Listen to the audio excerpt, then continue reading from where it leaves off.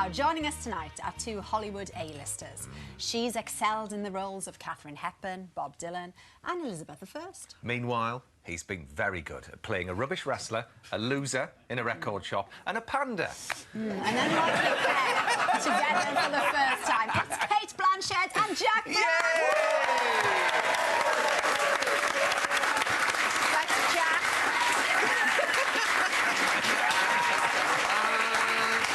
Jack, we did I Love You in The Holiday. Oh, thank you. Brilliant. You didn't mention that character. A romantic lead. My distinguished list of accomplishments.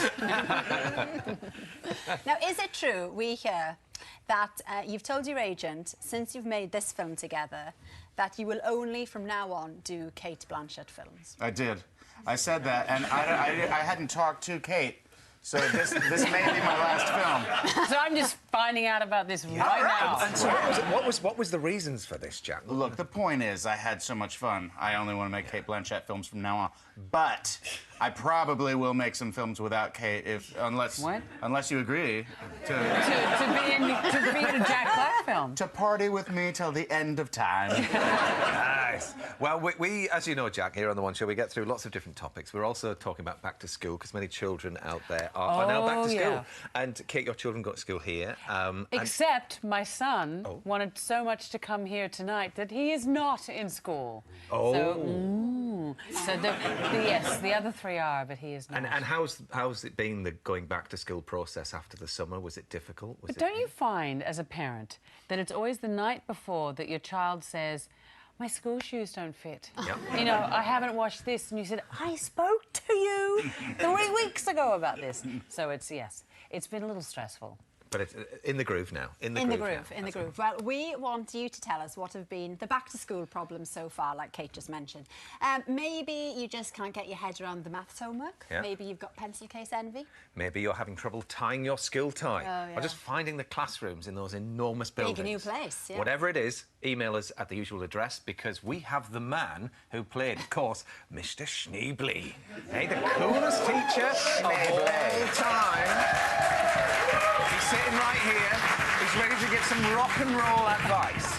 If you wouldn't mind, a little bit later on, Jack. Is that all right? Absolutely. Anytime you need advising on rock, I am your man.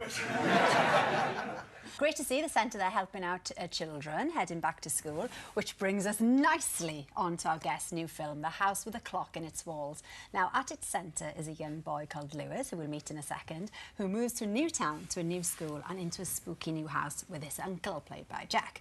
Let's have a look. I'm relieved to see you didn't inherit your uncle's freakishly oversized head. My God, did that withered purple skeleton just speak? You'll see, it's quite different here. Well, keep the applause going, because we're now joined by the young actor bringing Lewis to life, Owen Vaccaro, plus the film's director, Eli Roth. Welcome to you both. Owen, is this your first time in Britain? Yes. It is. And what have you been doing whilst you've been in England, then? I did, I saw Big Ben. Oh, good. I went to the London Eye. Yeah.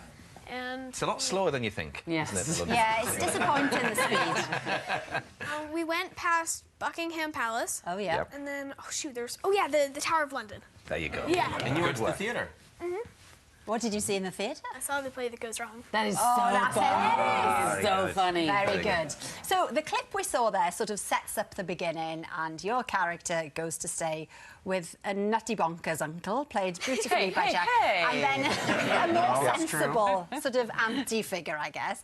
So, Cate, I think we leave it to you to explain how the film evolves then from that point. Well, in the house is a doomsday clock, which a bad warlock has set in action to turn time backwards because he hates human beings. He thinks a warlock, they're all terrible. Male witch, we learn. Yes. And to turn time backwards to the time before human beings existed. So the three of us have to try and stop that clock. Yeah. And Jack, produced by Steven Spielberg's company. You know, we're talking E.T., The Goonies. Do you think this has got all the good stuff to be amongst all of those great films? Well, yeah, I mean, that's the goal. You want to fit in with that pantheon of great movies by the No pressure. OG master. But you had some like conversations with him, didn't you, with the man, the myth, the legend? Yeah. No, Steven said to me, and he's like, I can't do the Steven Spielberg impression because I'll get fired, but he said, Eli, don't be afraid to make it scary. Make it, he's like, kids love to be freaked out. And I had a whole scene with pumpkins that are attacking, and I thought it was going to be funny because, you know, what's better than seeing a pumpkin vomit in Jack Black's face? And he said, no, make them really, really scary. They are terrifying. quite scary. Yeah, they're but freaky. It's sort of aimed at your age, Owen, maybe a bit younger as well. So what did you think then when you saw the finished article? I was so excited. It is pretty freaky, Oh, especially completely. when you're in the theater as well, because the screen's so much bigger. Yeah. It's pretty freaky, but it's a really fun film. It's an interesting point, though, Eli, because you're used to making horror movies anyway Yes. for adults. So how full on do you go, and at what point are you sort of pulling it back? Because it's good to have those kind of films like E.T. and like. Oh, it like is. the I mean, Goonies. here's the thing. Like, I sort of ran out of body parts to chop off. Once you're completely, you've drained every body of their blood. Where do you go from there? So you move on to, you know, instead of chopping off a head, you're chopping up a pumpkin. Instead of blood, it's pumpkin goo. But here's the thing. You can't start off children with a movie like It or Hostel 2, but a lot of my friends have kids now, and they want their kids to be into scary movies, so it can't be like, son, we're going to watch Texas Chainsaw Massacre tonight. Like, it doesn't really work that way because their kid will be put in a mental hospital, which is sort of what happened to me, or become, you know, a director who makes horror movies. And this is like a gateway movie. Like, this is the movie that you take your kids who are 9, 10 years old, and it's scary and it's fun, but you know, Jack and Cate and Owen are there, and it's all going to be safe. So it's going to scare kids and give them that thrill like a haunted house, but certainly not traumatize them. No. It didn't look, though, did it, that lots of it was CGI? You know, when the dolls come to life. I mean, I was a bit freaked out. I don't know. I mean, Spielberg ruined the clown and the doll for me, and there's a lot of those. It was actually really creepy, even being there on the day. There was a lot of in-camera magic. So, of course, there's CGI. Yeah. I mean, this actually looks like... It kind of looks like this, actually. This is the same colour as the CGI moment. But, you know, some of it's CGI, but a lot of it was there. Yeah. You're right. It was that Poltergeist had the first scary doll, right? Scary clown doll. Oh, in the corner with the tree outside. Wait a second. I know who to ask. I mean... you know everything about every movie that's ever been. What was the first scary doll ever on film that you can remember? Oh, my gosh. Well, the scariest doll ever that I saw in the theater was the doll from Poltergeist. That was the one. That was like, I told Spielberg the marketing for It started with Poltergeist. When that clown thing just wraps around the kids, and he was like, oh, I was so excited. I was pulling the string, and I got to do it, and we shot it at 12 frames a second in reverse. And that was how the tentacle came out and really wrapped around his neck. I was like, oh, my gosh. He was really into, like, wrapping it around the child's neck. Yeah. But it worked. I mean, here we are. But there's none of that in our movie. We built it. We built everything, and that was the fun. Was I remember you were so freaked out. Owen came in, and there was like a devil goat named Goaty, and he was so scared to go on the set he couldn't be around all these creepy automatons. I'm not surprised. But we had to name them. Yeah, we named them all. Yeah, there's Frank and Ralph and Shorty. And the chair, there was the helped, the easy chair that, Yeah, you know, the the lazy chair boy, had, yeah. the lazy boy had a personality. Yeah. It'll have its own spin-off movie, probably, like the Minions. And how freaky was it working with Jack as a warlock? Because we saw him in there with the kimono and all the hair and all the business. Oh, he was just perfect.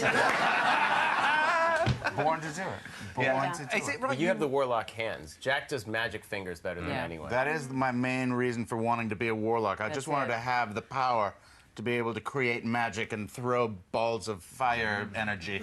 I was reading as well that you wrote a song about warlocks. Is that right? Or was my information? That's unrelated, but yeah, years before I did a collaboration with Dave Grohl called I Am the Warlock. And little did I know, it was a prophecy of things to come. One day I would become the warlock. You predicted it, yeah.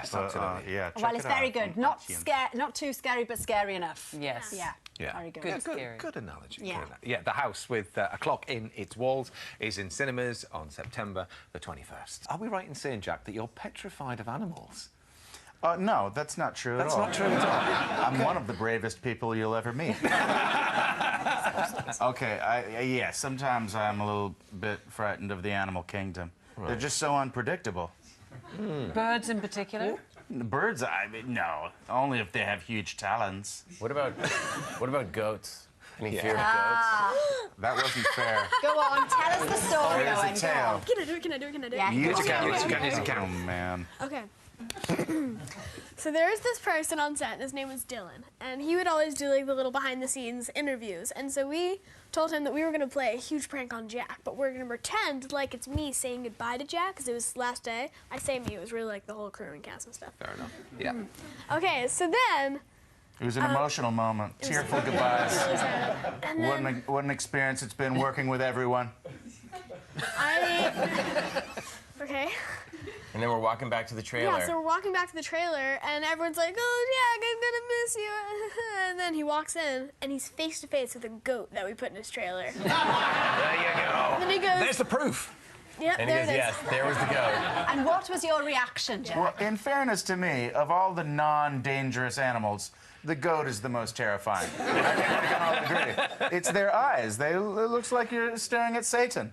I might have let out a little shriek. I'm not sure. We didn't capture it on camera, did we? So we don't know. No one knows. We got all of it on camera. Inside and outside of the goat going crazy, extra, no! stomping on the PlayStation. Over my It will be dead online. body. soon. I'll destroy that footage. Oh, and then the shirt, and then the shirt. Yes, we gave yeah. gave out like shirts at the end for like thank you for the movie, and we ripped one up as if the goat had eaten it. When you least expect You're gonna it. get us. I don't know how I'm going to get you back, but Yeah. I'm devising a plan.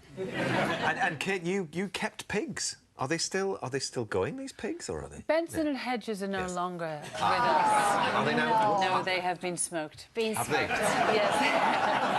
But no, it was a very failed plan to turn my kids vegetarian. Oh, it It was a didn't failed work. plan. Then, It if was they've a actually very been Do they love a smoked. bacon sandwich? Unfortunately, yes. Yeah, Yes. that didn't work. Well, you were talking about the problems with back to school, about shoes and all the rest of it. We've had tons of emails in needing some rock and roll advice, Jack. All right. Oh, dear. I'll Do do you my want to go best. first, Matt? Yeah, what would Mr. Schneebly's advice be in this situation? This is from Richard in Dorset. We bought shoes for our 13-year-old. We opened the box on his first day back, and there were 2 different shoes inside the box. What do we do? What do you mean? You put on 2 different shoes. Nothing's more rocking than a weird mismatch. Because it means you don't care. Bring it! Alex, who's age 12, says he's just started year 8 and cannot deal with waking up at 7 a.m. already. So sleep deprived. Help. Bedhead rules. There's nothing more rocking than just like a... Embrace the fatigue. Yeah. Any advice on that? How do you get your kids up in the morning? You just don't let them go to bed. Now that is more rock and roll, yeah. This is from Tasha. Her 5-year-old school uniform still hasn't arrived. Stress. What do we do? Oh, right. Well, you know, I don't have a lot of experience with having to wear a uniform to school. So I guess just break the rules. Do the best you can and let the chips fall where they may. Stick it to the man. Stick it to the maniosis. Stick it to the man. That's the one. He's a big fan of School of Rock. Brilliant. Isn't Very that good. magic? Well, there we are. Thank you to Kate, to Jack, to Owen, Yes, and to thank you. Eli. Huge round of applause. Wonderful. The House with a Clock in its Walls is in cinemas from September the 21st.